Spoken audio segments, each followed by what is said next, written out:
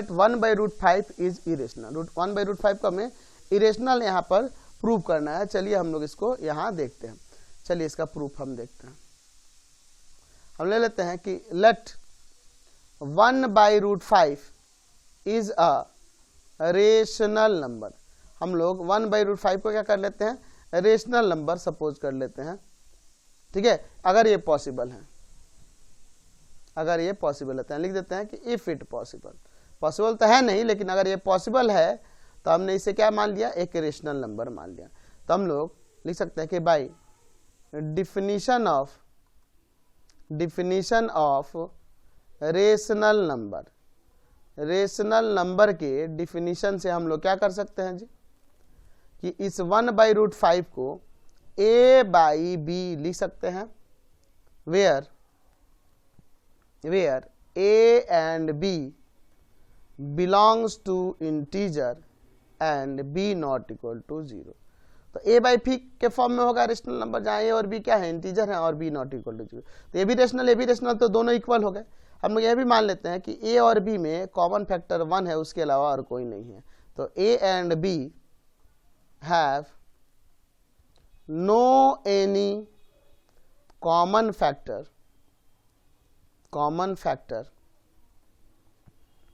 other than 1। अच्छा, यानी कि a/b ये जो रेशनल नंबर है, ये रेशनल नंबर का एकदम सिंपलेस्ट फॉर्म हुआ, स्टैंडर्ड फॉर्म हुआ, ठीक है। अब इसका स्क्वायर करते हैं by squaring both side square कीजिए। तो 1/√5 का स्क्वायर इक्वल टू में a/b का स्क्वायर, ठीक है। आगे सॉल्व कीजिए इसे, तो यहां से आ जाएगा 1/5 इक्वल टू में a²/b² को इधर लाते हैं तो हम देख रहे हैं कि b²/5 जो है a² के इक्वल है। तो देखो a और b इंटीजर है और b क्या है, इंटीजर है। इंटीजर का स्क्वायर इंटीजर होगा, तो इंटीजर में 5 से डिवाइड करने पे हमें a² यानी कि ये भी इंटीजर है, तो b² में 5 से डिवाइड करने पे हमें जब इंटीजर मिल रहा है, इसका मतलब यह हुआ कि b² 5 से कंप्लीटली डिविजिबल है। तो यहाँ पर लिख सकते हैं कि 5 डिवाइड्स b²।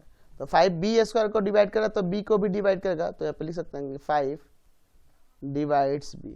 5 b को डिवाइड करता है, तो 5 जब b को डिवाइड करता है, इसका मतलब हम लोग ले सकते हैं कि लेट b जो है ना वह 5c के फॉर्म में है, where c belongs to integer. c कोई इंटीजर है, क्योंकि ये मल्टीपल ऑफ 5 हो सकता है ना जी, b मल्टीपल ऑफ 5 हो सकता है, इसलिए 5c हमने यहाँ सपोज कर लिया।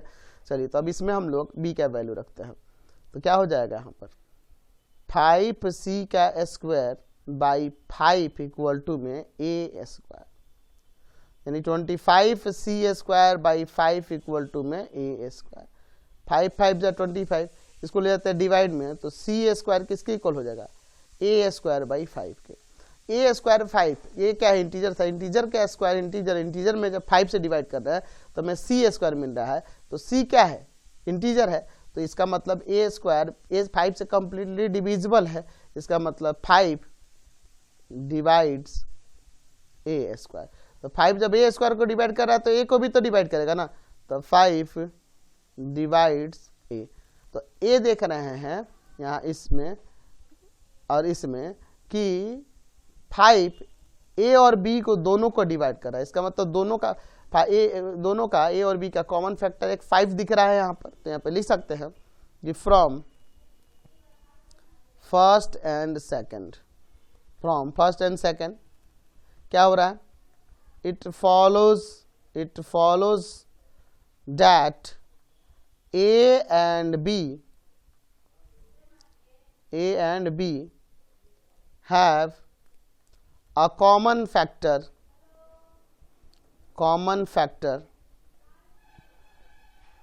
5। इन दोनों में कॉमन फैक्टर 5 है, लेकिन हमने ऊपर सपोज किया था कि a और b का कॉमन फैक्टर सिर्फ 1 है, 1 के अलावा कुछ नहीं है।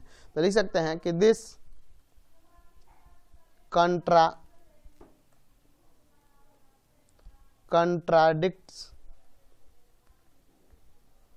contradicts our assumption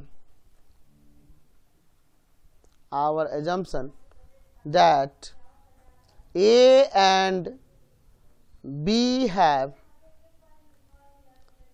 no common factor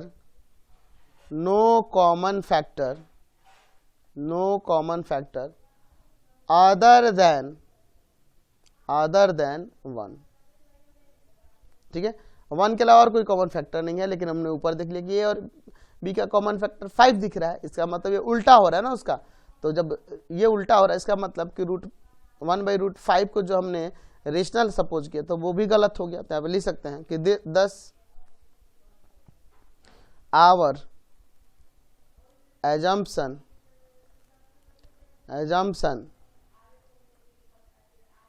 that 1/√5 is a